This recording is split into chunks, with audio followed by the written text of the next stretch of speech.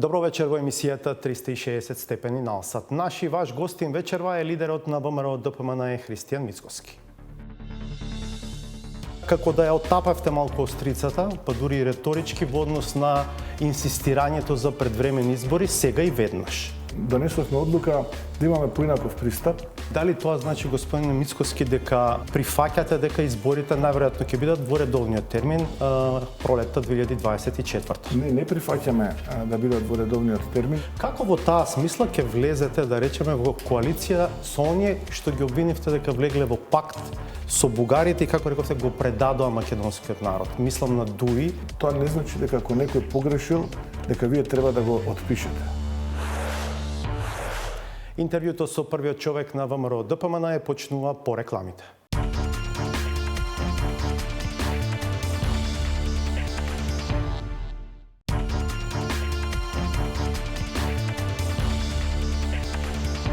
Гледате 360 степени.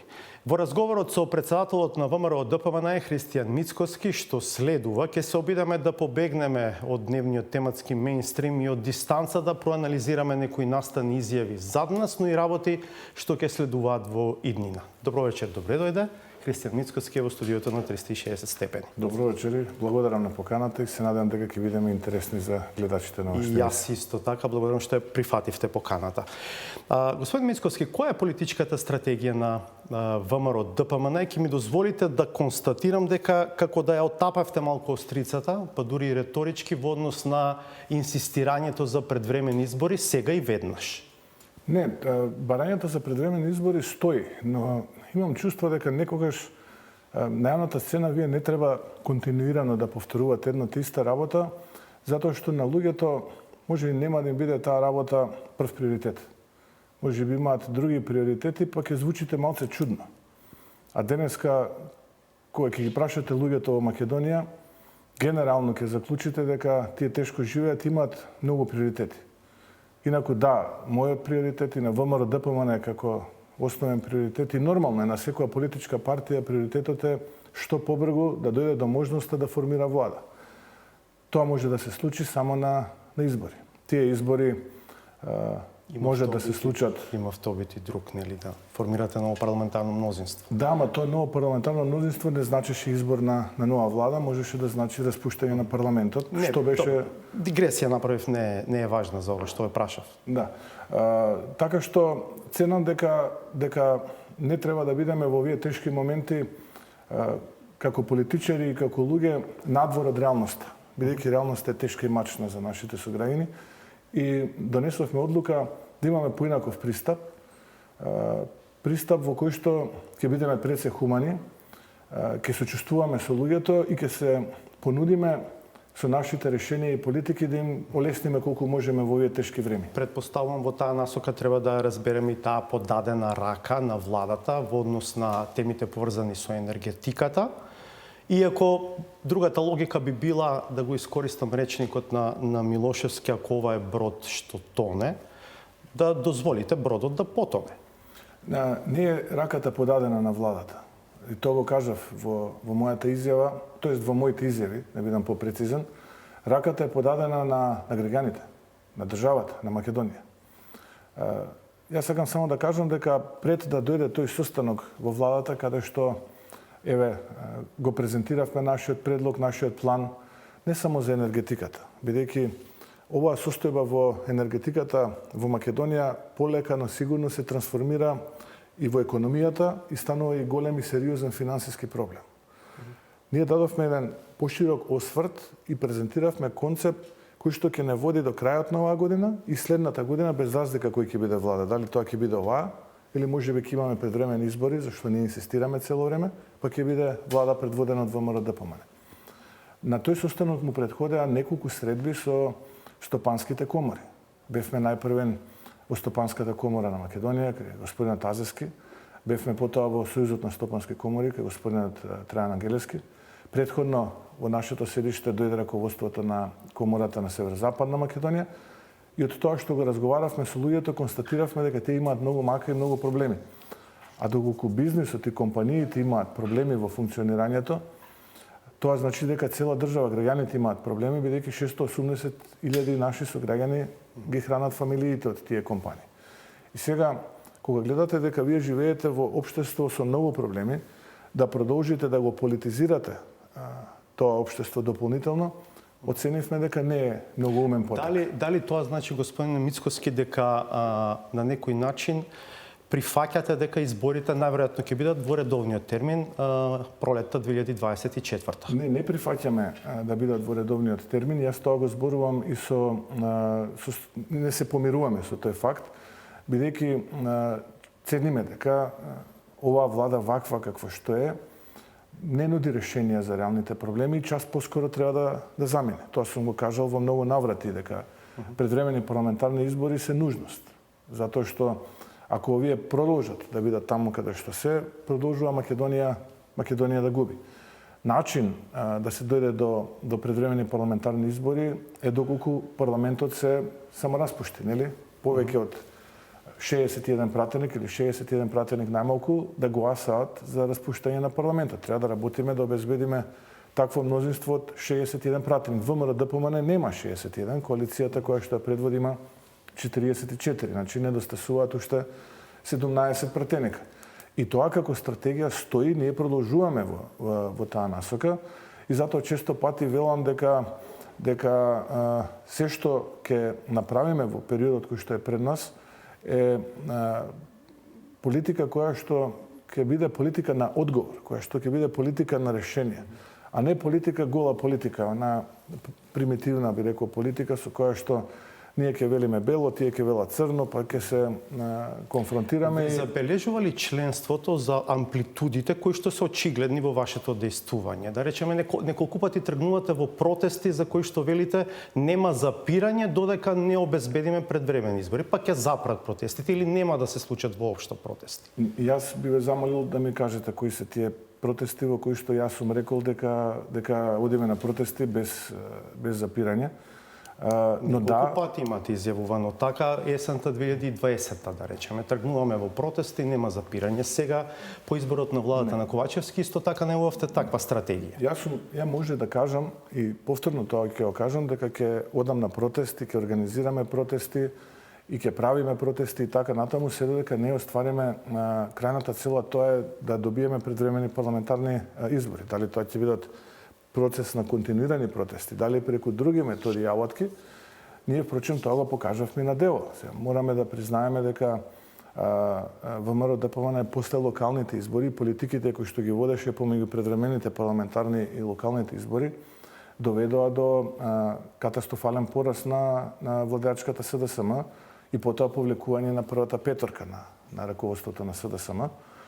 И тоа беше процес во кој што ВМРО ДПМН покажа дека како политичка партија е сериозен столб на македонската политичка сцена, покажа дека е најголемата политичка партија и покрај тоа што 3 години претходно многувина можеби отпиша ВМРО ДПМН од политичката сцена, а после предвремените парламентарни избори, би рекол украдените предвремени парламентарни избори 2020-та, имаше и такви кои што дефинитивно ја отпишаа ВМРО ДПМН, но ние успеавме за нешто повеќе од 12 месеци, заедно со граѓаните, да постигнеме историски резултат. Околу тие стратешки правци и цели, кога доаѓавте за лидер во 2017-та, рековте дека се обврзувате на 3 работи. Тоа сте го повторувале повеќе пати и низ овие години додека сте на чело на ВМРО ДПМН. Рековте да создадам коалициски капацитет, да се подсетиме 2017, односно 16-та ВМРО ДПМН победи, но не успеа да направи влада.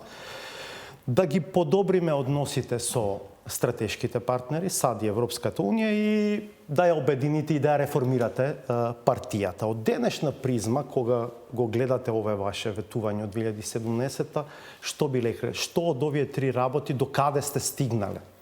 Па јас мислам така беше, нели? 2017-та. Ајде да ги анализираме трите столба за кои што зборував тогаш. Дали ја реформиравме или ја реструктуриравме партијата, говорат бројките. Повторно ќе се вратам на оној двоен триумф на локалните избори, кога постигнавме историски резултат.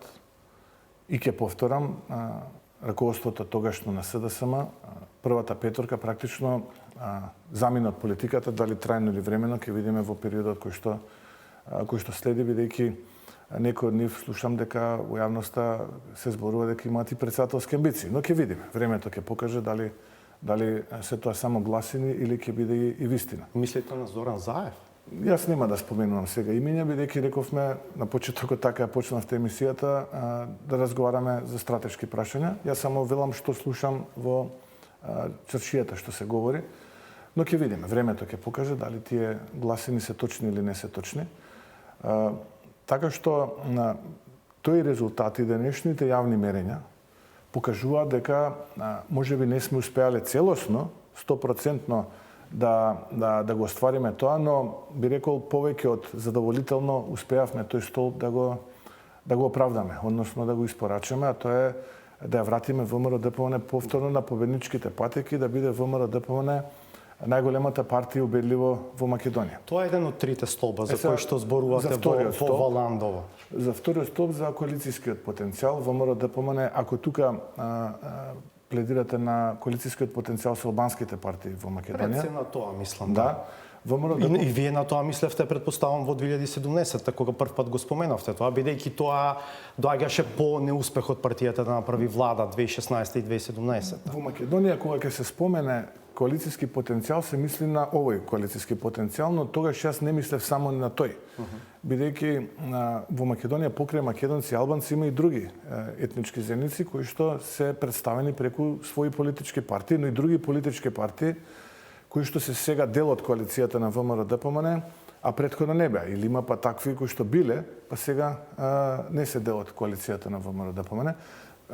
Генерално, кога зборувам јас за коалицијски потенцијал, мислам на коалицијски потенцијал на политичката сцена. Но еве да зборуваме и за коалицијскиот потенцијал со албанските политички партии. Ке дозволите, вие на локалните избори имавте соработка со Алијанса за албанците и во тоа време Алтернатива. Во меѓувреме, Алијанса се дистанцираше од ВМРО ДПМН и за Алтернатива, веќе да не зборувам, таа влезе и во владата. Па во таа смисла, кого гледате, да речеме, од тој дел од нашата политичка сцена за потенцијален партнер? ВМРО ДПМН е голема политичка партија и можеби е единствена која што ја има можноста коалицијскиот партнер да го избере самата, без да биде условувана или уценувана. Тоа ќе го покажат и бројките на следните предвремени парламентарни избори. Јас сум спокоен и мирен. Мене ми е важно да со онаа политичка партија со која што ќе седнеме да преговараме за владено мнозинство, имаме пред се програмска хемија. Да можеме околу програмата да се договориме, она што е важно за граѓаните. За тоа, ако успееме ние да се договориме со потенцијалниот коалицијски партнер, тогаш јас мислам дека сме постигнале вистинската цел. Ако ме прашате, во таа смисла не исклучувате коалиција и со ДУИ? Би коалицирале со ДУИ? Тоа ми беше под прашањето. Доколку ме прашате кој е мојот, кого ја преферирам, тогаш бидејќи често тоа ми го поставуваат како прашање, јас можам да ви кажам дека јас ја преферирам албанската опозиција, без разлика што е оваа слика овдека со господинот Али Ахмети на екранот позади. Би требало да го има и села, иако тој замина во историја, дали привремено или... Времето ќе покаже. Да, ќе покаже времето. Да, еве таа слика. Јас ја преферирам албанската опозиција, но често пати го говорам тоа, ќе го повторам и во вашата емисија, сепак има едно правило над сите правила и желби, а тоа е правилото на Бадинтер, кое што доколку сакаме да имаме успешни спроведени реформи, ние мораме да го почитуваме. Сега се вратам на она прашање кое што ми го поставивте околу трите столба. Вториот столб рековме коалицијски потенцијал, тоа го покажавме и во ДЕО, и на ДЕО, бидејќи прв пат ВМРО ДПМН и коалицијата која што ја предводи ВМРО ДПМН уште пред првиот круг влезе во коалиција со албанска, условно кажана коалиција, тоа беше коалицијата Алијанса за албанците и Алтернатива.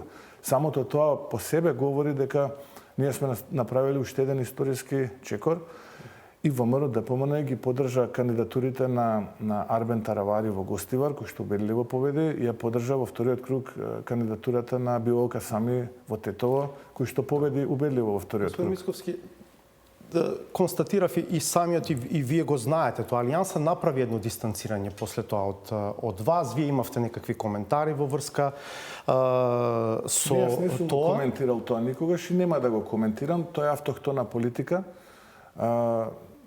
Ако Алијансата за албанците Не, цени... рековте, јас кога би бил на нивно место, добро би размислил, бидејќи ВМРО е голема партија. Затоа и го кажав тоа на почетокот од вашето прашање, сепак можеби ВМРО ДПМН е единствената политичка партија која што во Македонија која што може самата да го бира својот коалицијски партнер, но јас сум човек кој што тоа не го прави врз основа на интереси. Туку тоа го прави врз основа на програма. Имаше анализи дека тоа партнерство на дел од тие партии им одземало од рейтингот, од поддршката која што ја добиле кај своите гласачи, па може би од тука и тоа дистанцирање на Алијанса. Ако сега се ставам во чевлите на аналитичар, тогаш не би се сложил со таа теза. Не мислам дека е тоа така.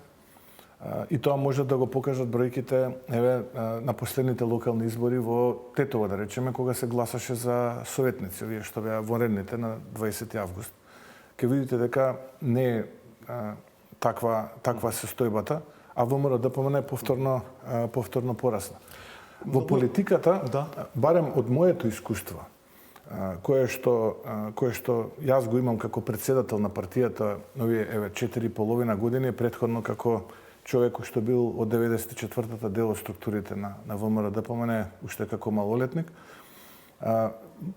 научив една работа дека политичка партија, за да биде голема, за да има голема програма, за да има голема цел, мора да се сврти од самите себе кон народот. Затоа што ако вие не го влечете легитимитетот од народот, ако вие дневно не работите со вашата структура, на дневна основа не сте со тие луѓе посветени да сочувствувате со нив, да живеете со нивните слабости, да разговарате, да помагате ако можете да помогнете, да разговарате со граѓаните потоа, да видите што е тоа што нив ги мачи и изворно од граѓаните да го добиете легитимитетот најпрви како дел од вашата програма, а потоа нели ако добиете доверба и како политика од влада или од локална самоуправа, тогаш не можете да бидете успешни. Тогаш вие секогаш ќе барате изговори, крив ви е овој, крив ви е тој, не требало така, требало вака. На крајот од денот, мојот совет е дека народот е тој кој што во Македонија, од кој што извира легитимитетот на политичарите. И мојот совет е до политичарите во Македонија да се свртат кон народот и да почувствуваат што народот сака. Зошто ова го зборувам, Васко? Затоа што народот е се понезадоволен од политичарите. Денеска, кога ќе разговарате со обичен граѓанин, не постои граѓанин кој што вас ќе ви каже дека постои автономна политика на некој политичар. Некој зависел од тој центар на моќ, друг зависел од тој центар на моќ, некој од странски центри, некој од бизнис центри, некој од не знам каквите свет центри. Никој не вели дека ова е народен политичар. И тие што се вистински народни политичари се генерализираат, бидејќи исклучокот постепено во Македонија стана пракса. Затоа мислам дека вртењето кон народот, сочувствувањето со народот, да видиме што на тој народ му треба, ќе не направи поуспешни. Да не испадне дека скокам една важна поента која што ја кажавте кога ве прашав околу тоа кој би бил потенцијален партнер меѓу партиите на албанците, рековте Бадентер не може да се скокне. Да. Тоа ќе биде врховниот критериум што ќе ве води утре ако сте во позиција да правите влада? Па нормално јас сум го кажал тоа, јас сум човек кој што сака да легалистички ги гледа работите, не Тоа дивјачки. значи би сакале во рамките на вашата коалиција потенцијално утре да ги имате гласовите и за двојното мнозинство во парламентот. Апсолутно, бидејќи ние се подготвуваме и ги пронаоѓаме слабите страни во општеството, каде што цениме дека утре како влада треба да делуваме. И гледаме дека доста реформи се потребни онаму во оние сектори кои што зависат од закони кои што се носат со Бадентер. Вие не можете комплетно да спроведете реформа доколку не поминете законско решение каде што е потребно тоа, условно кажано, покрај мнозинството во парламентот и мнозинството со Бадентер. Затоа и за да бидеме сериозни кога ќе излеземе пред гласачите утре, бидејќи ВМРО ДПМН ќе излезе како фаворит на следните, јас сум убеден, предвремени парламентарни избори, Ние мораме тоа што ќе се обврземе пред граѓаните и да го испорачаме за да смениме оваа перцепција за која што претходно зборував. Опаѓа, гледате, интересот на граѓаните, излезеноста. Поапатични се, да. Се поапатични. Добро, и имиграцијата и селувањето влијае, но сепак чувството кај сите е дека незаинтересирани се, бидејќи сите се исти. Како во таа смисла ќе влезете, да речеме, во коалиција со оние што ги обвинивте дека влегле во пакт со бугарите и, како рековте, го предадоа македонскиот народ? Мислам на Дуи, апропо францускиот предлог. Да, јас стојам на таа теза дека за мене тоа беше историска грешка од страна на Али Ахмети и луѓето кои што се негови соработници. И без разлика дали утре ние би соработувале, евентуално, повторно ќе кажам, кој е мојот избор и со кого јас како председател на ВМРО ДПМН, евентуално ако бидам утре во можност да бидам мандатар, би соработувал, но еве и доколку е тоа така, јас би седнал и би поставил сериозни критериуми како таа влада би функционирала. Тие што го предадоа македонскиот народ. Апсолутно, и во животот тоа не значи дека ако некој погрешил, дека вие треба да го отпишете. Христијански е да се седне, да се прости, да се разговара, да се укори, да се вкрстат аргументите и од човекот кој што погрешил, впрочем сме сите ние грешни луѓе, да направиме човек кој што ќе биде на вистинската страна на историјата. Имало многу такви кои јас ги познавам, но и во историјата, кои што направиле грешки, откако сме разговарале, откако сме ги вкрстиле аргументите, се коригирале и застанале на вистинската страна потоа. Не треба да се отпишува никој. Не треба никој да се Од партиите на албанците ми се чини дека има консензус за три теми и тие кога зборуваат потенцијално за партнери во влада на македонска страна, условно кажано, ги повторуваат како некаква своја црвена линија. Едно е закон за употреба на јазици, понатаму е договорот од Преспа и второ е договорот со Бугарија. Како ќе се поставите вие во однос на овие три теми ако утре бидете во ситуација да формирате влада? ВМРО ДПМН е во институциите и јас би бил сега нечесен и несериозен доколку нихилистички одговорам на сите овие прашања и не сме задоволни од овие договори кои што вие ги споменувате. И ќе сториме се што е во наша моќ, оној кој што во моментов е најакутен, а тоа е ова договарање со Бугарија и обид да се асимилира македонскиот народ, да го вратиме како процес назад и не мислиме дека тоа е одговор за европската иднина на Македонија, напротив, мислам дека е пречка. Затоа што со овој договор практично интеграцијата на Македонија во Европската унија од процес на интегрирање станува процес на асимилирање. И тоа го гледаме во многу потези изминативе денови, впрочем и денеска. Тоа го гледаме со отварањето на клубот кој што го носи името на човекот кој што ги предводел фашистичките окупатори во Македонија за време на Втората светска војна и кој што е најодговорен за екзодусот на многу македонски граѓани, македонци, македонски евреи, кои што завршуваат во концентрациониот логор Требленка, повеќе од 7200 такви. И јас не гледам ништо добрососедско во тој договор, не гледам ништо пријателско во тој договор и затоа велам дека процесот на Македонија наместо да биде интегрирање, ќе стане процес на асимилирање, јас тоа не можам да го прифатам настрана од политиката. Зборам како педагог, како професор, како македонец, по род, образуван и воспитуван од луѓе кои што цел живот ме учеле да се сакам државата, доброволно сум се пријавил во армијата, доброволно сум го ослужил мојот воен рок, сум се отчестил кон државата. Другите две теми, законот за јазици и договорот од Преспа? Па, законот за јазици, јас колку што знам, има процес пред Уставен суд, ако не се лажам. Има представка тамо поднесено, да почекаме Уставниот суд да се произнесе по тоа прашање, па да носиме заклучоци. Рековме дека легалистички треба да се однесуваме. А за договорот од Преспа ние сме кажале дека не сме стрикни, не сме задоволни од тоа што се случува со Преспа, но исто времено сме рекле дека тој договор реално се имплементира во Македонија и сега ние да се правиме дека тоа не се случува, не би биле честни кон граѓаните и кон бирачите. И ќе сториме се што е во наша моќ, повторно ќе кажам да овие неправди кон македонскиот народ бидат исправени. Има уште едно прашање што мислам дека е многу важно за ДУИ. Тоа е тој проектот со Бехтел и Енка за изградба на неколку автопатски делници низ државата. Кој е вашиот став за тој проект, господин Мицкоски? Јас не знам што се случува со тој проект и до каде е тој проект.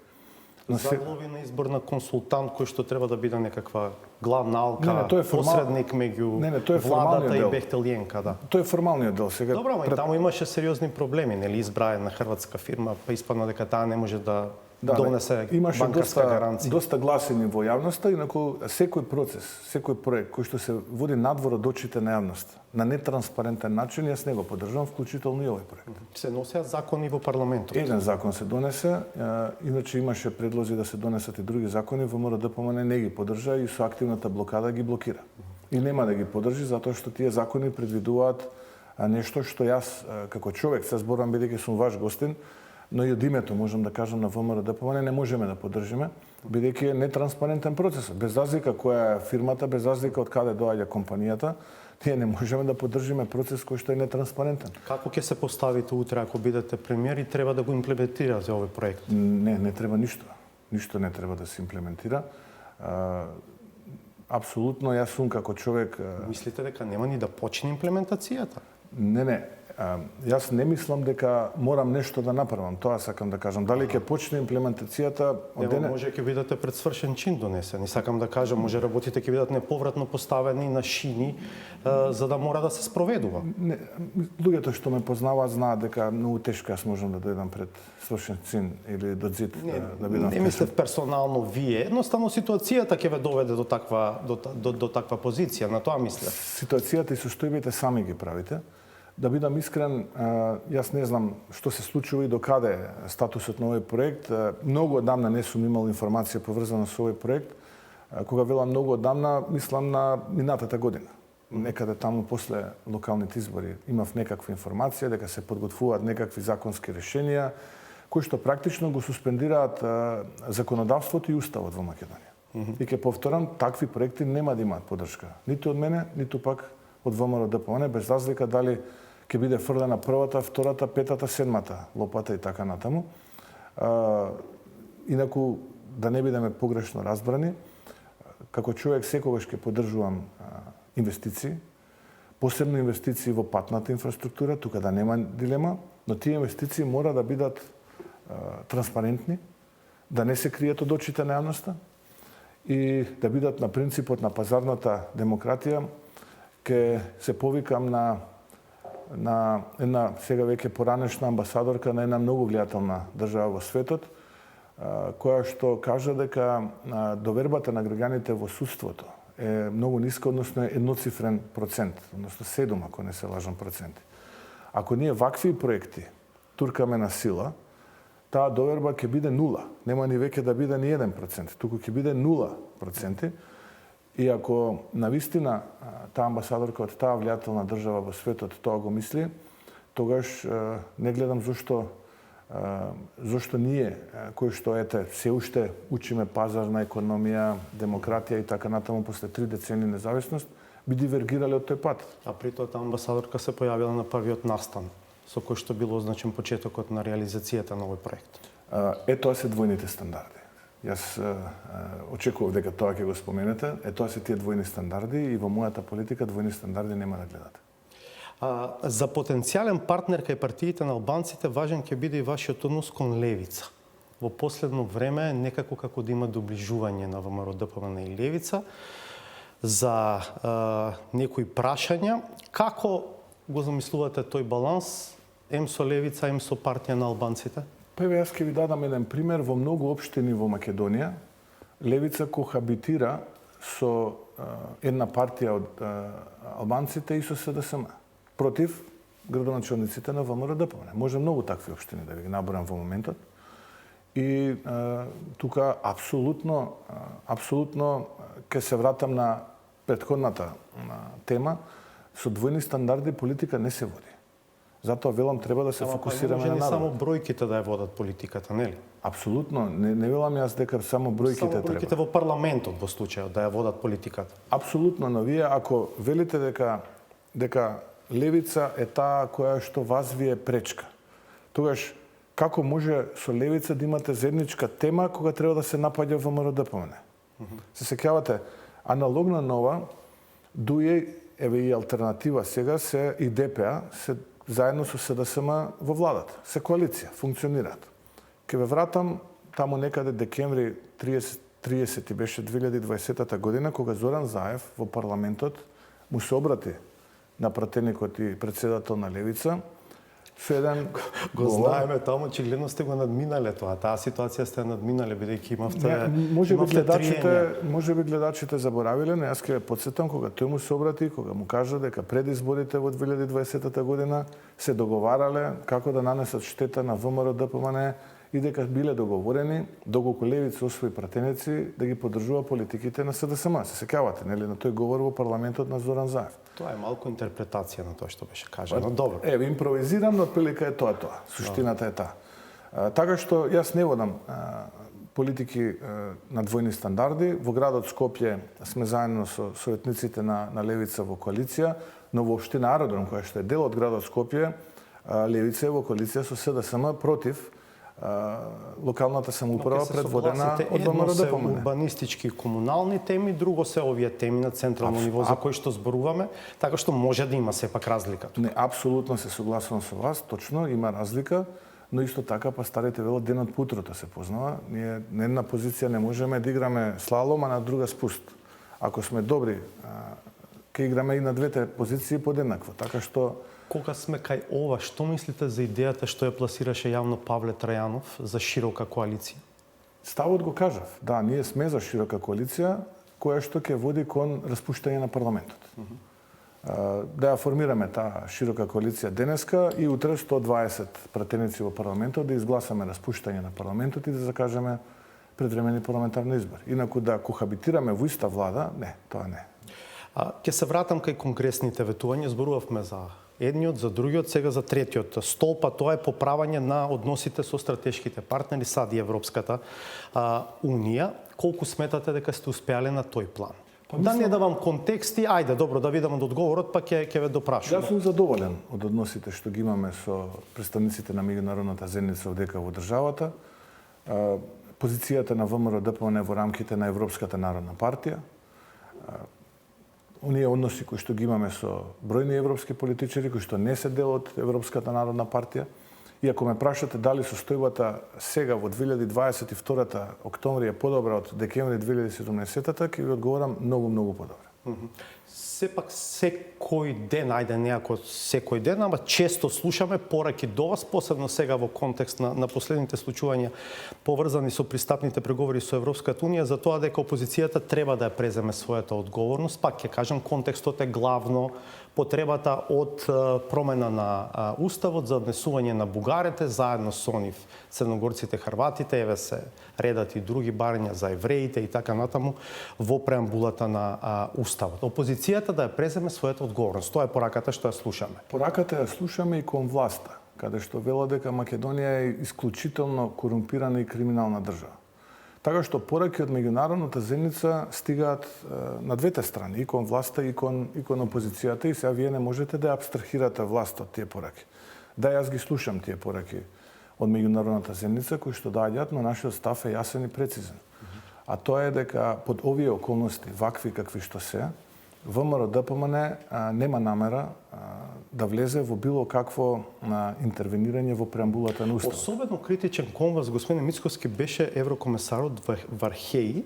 Се сеќам своевремено, па дури во ова студио, кога ве прашував зошто толку често одите кај господинот Орбан во Унгарија, еднаш ми одговоривте па за да лобирам кај Вархеи за Македонија. Сега тој истиот Вархеи за вас вели дека сте ги поминале црвените линии, дека палењето документи во пленарната сала, туркањето на луѓето кон насилство, поттикнување омрза не носат ништо, само штета. Тоа е дебатата за францускиот предлог во парламентот. Оваа изјава е дадена тогаш по тие случувања. Како сега да зборувате за поправени односи низ оваа призма, да речем? Тоа е ставот на господинот Вархеи, го слушнав. Тоа беше кога беше актуелен францускиот предлог. Но мојот став е различен. Јас имам право да имам многу поразличен став по тоа прашање од господинот Вархеи.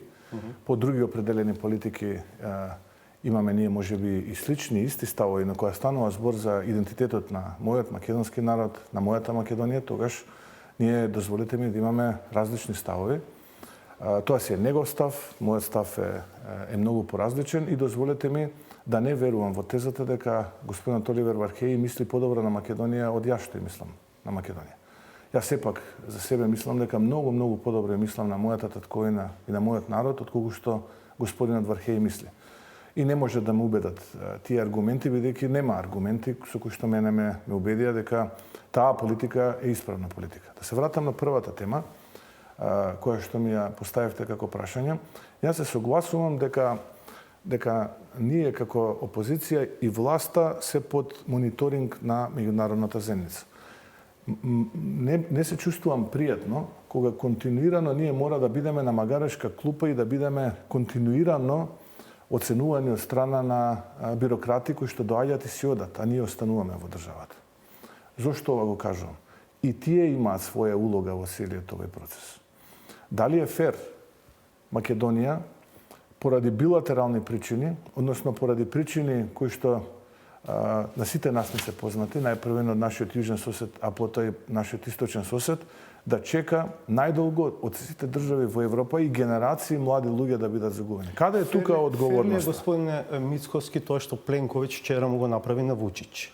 Пленковиќ е ваш добар пријател, вие барем така велите. И едниот и другиот се мои пријатели, во исто семејство сме во Европската народна партија и затоа ќе се воздржам од било каков коментар, бидејќи јас се грижам за мојата Македонија. А и ова што го зборувам се однесува на мојата. Ама нема фер во меѓународните односи, тоа е поентата. Таму се интереси, мок и така. Да, од позиција на македонци секако треба се бориме за тоа што е наш интерес. И јас затоа велам, како македонец се борам што е мојот интерес и не се чувствувам во комотна позиција континуирано како македонци да бидеме на магарешка клупа и некој да не оценува за тоа што ние можеби нешто ќе погрешиме. А тоа што тие ќе го погрешат, и тие се активни учесници во политичката сцена во Македонија, посебно кога имаат амбиција да коментираат политички случувања. Со темата за промена на уставот поврзано уште едно прашање, вашето ветување дека ќе заминете, сега тука има еволуција во ставот. Прво рековте ако барем еден пратеник на ВМРО ДПМН гласа за. Потоа веќе следниот ден рековте ако се соберат 80 пратеници дека ќе заминете. Сега во последните изјави велите ако тоа се случи во овој мандат и овој состав на владата ќе заминам од политиката.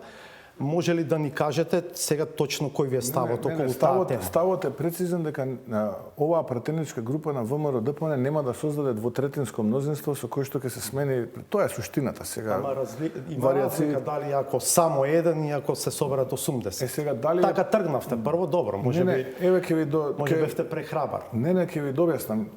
Не, во политиката храброста е карактерна особина која што треба да произлезе од разумот, а не од друга карактерна особина, како што некои политичари се обидуваат да ја интерпретираат кога велат дека носат храбри одлуки.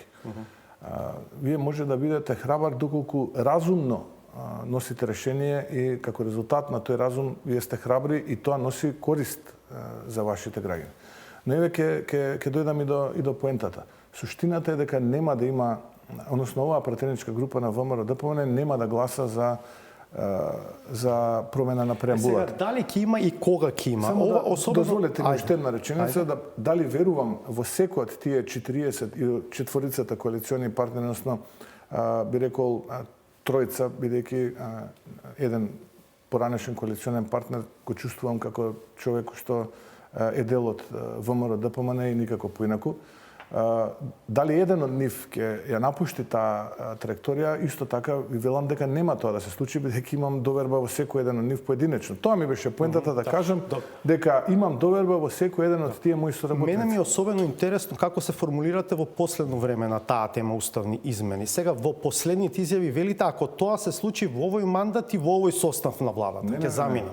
Што значи во овој состав? Ако се случи во следниот состав? Мојата теза е прецизна. под овие околности нема да дозволиме да има промена на преамбулата, затоа што отварањето на уставот и промената на преамбулата не е проблем дали оние 173 бугари во Македонија што гласаа сега или 5 колку беа таму на овие изминативе предвремени парламентарни избори ќе бидат внесени во преамбулата. Еве, вие велите, има и хрватска заедница, и црногорска, иако еврејската заедница е влезена во делот кога се споменуваат верските заедници, така што тука е таа набројана заедно со Македонската православна црква и Исламската верска заедница. Не е тоа проблемот. Проблемот е што вас денеска во Охрид ви се случува типичен обид за асимилација, а тоа е Борис III, културниот бугарски центар. Во Битола претходно ви се случи Иван Михаилов, Ванчо Михайлов. Се сеќавате, тогаш имаше храбри изјави од страна на владата дека во Благоевград ќе никнел културен центар Гоце Делчев, или не знам како веќе се обидуваа да шпекулираат со имење Македонски културен центар. Од тоа ништо не се случи. Првиот документ кој што произлезе после оние јулски случувања е практично враќање во 11 век. Ние зборуваме за Самуиловата држава, за Кирил и Методи, за Климент и Наум. Јас ниту еднашка не видов од бугарска страна да зборуваме, еве, да поврземе тоа што е актуелно денеска, а тоа е изградба на новиот интерконектор гасен помеѓу Македонија и Бугарија во делот Струмица-Петрич, па да се приклучиме на овој гасовод кој што го пуштија Грција и Бугарија пред некој ден, каде што ние од страна седевме и гледавме. Јас не слушнав од Бугарија да конкурираме ние заеднички за некој проект во делот на патната инфраструктура, па да добиеме голем грант од Европската унија. Кога за тоа ќе разговараме и кога ќе слушнеме од другата страна јасен став дека ние немаме намера да се занимаваме со историја и дека историјата не може да биде пречка за интегрирањето на Македонија, тогаш можеме да разговараме. Затоа велам, ние под овие околности нема теоретски шанси да прифатиме промена на преамбулата. Треба полека да привршуваме. Дали Тоа вие кажувате. Да, имате ли идеја кој би бил председателски кандидат на ВМРО-ДПМН на следните председателски избори? Немам идеја, немам воопшто идеја и да бидам искрен, воопшто и не сум ни размислувал. Сериозна партија нели ги гради и од порано кадрите? Па, видите, дека градиме ние кадри, но дека сега јас на, да речеме, 18 месеци претходно како председател на ВМРО-ДПМН јавно ќе зборувам за имења, би било малце претенциозно. Моето последно прашање е дали вие би се кандидирале за председател на државата? Јас сигурно не. На овие избори. Благодарам што бевте дел од 360 степени. Благодарам на можност. По уште една пауза за реклами е саботажата.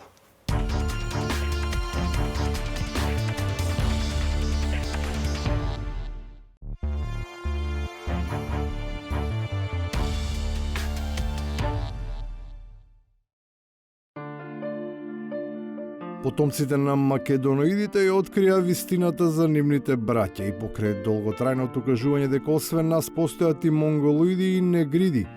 Тој факт изгледа беше неприфатлив, штом во чуден момент на настан кој би требало да има сосема друга димензија, со мала, полурасистичка забелешка. Пејоративно беше промовирана истинската разлика. Полека го очекуваме и првопласираниот на маратонската трка од 42 километри, го имаме овде на летисплеот на площад. Знам дека не е од Македонија, вака по бојата. Електрична енергија. Само тие што не ја чуле македонската молитва може да имаат ваква интерпретација, но изгледа дека ќе мора да се интервенира врз незината содржина, за да се адаптира на новото време и услови. Особено што во рокот 2 недели од истиот олтар се повикува на потребата за поклонение кон новиот Месија. Повторно ќе победи. Моли се да биде премиер. Значи, моли се да ни биде премиер. Моли се да ни биде премиер. Електрична енергија. Улогата која се наметнува може и да се случи и тоа по промисла на креаторот и очигледно постоењето на некаква агенда, со оглед дека и самиот пратеник не баре реинкарниран, посочува на тој феномен со тврдење дека еднаш веќе бил тука, говорејќи за себе како за нова душа во старо тело. Тоа се луѓе со кои што ние во животот се познаваме, сме соработувале во нај претходен живот и така натаму. Електрична енергија. Уште една причина за космичките влијание е и фактот дека нивните опоненти самите зборуваат дека имаат лоша судбина, па ја доведуваат под знак прашалник и под требата на граѓаните да ги бираат, штом никако да им се потрефи богугодна клима. Таква ни е кармата како sada само едноставно го немаме тој комодитет како ВМРО ДПМН да трошиме пари народни на ступидни проекти, туку имаме ковид кризи, не знам, имаме енергетски кризи, имаме војни на тиша енергија. Самиот податок дека немаат касмет не значи дека треба да се потрудат да ја променат. Ама очигледно дека ништо не научиле или немало кој да ги учи, па и натаму го плаќаат данокот на неискуството. Ја со Киро Глигоров, он која ме учеше како да гледам уиднина. Јас стигнав до 50 години. Киро гледаше до 200 години. Тиша енергија. И на крајот, визионерството на Глигоров беше географски лимитирано до Белград. Видовитата ученичка има поширока рамка. За 50 минути ќе одбројат ќе речат еве Галиција ваму, ова онаму, Запорожје, не знам што, Одеса. Ајде со здрави идемо далje. Мајсторе, што е над список? Полска беше. Идемо далje. Кога ќе стигнат, не знам, до Лондон или до Париз, ќе ни јават. Тиша енергија. Изгледа заврши ерата на јасновици. Гатањата на тие што се фалат со вакво знаење пропаѓаат. Најчесто, уште и пред да ги соопштат. Толку за вечерва, се гледаме повторно в понеделник од 22. Пријатно!